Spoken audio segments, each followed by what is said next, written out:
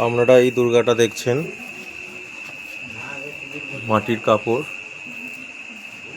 তার সাইডে বসে আছে গণেশ, তার নিচে লক্ষ্মী, সরস্বতী হালকা স্টাইলে ঘাড় ভেঙে বসে আছে।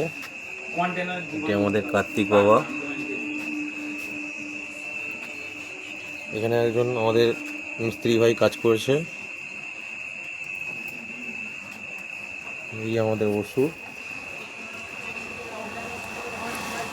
সিংহ। এটা একটি থিমের মাতৃ প্রতিমা।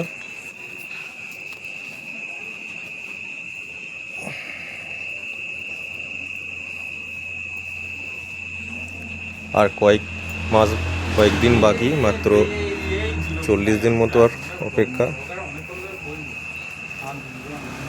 আর একটি বেলেমাটির কাজ চলছে।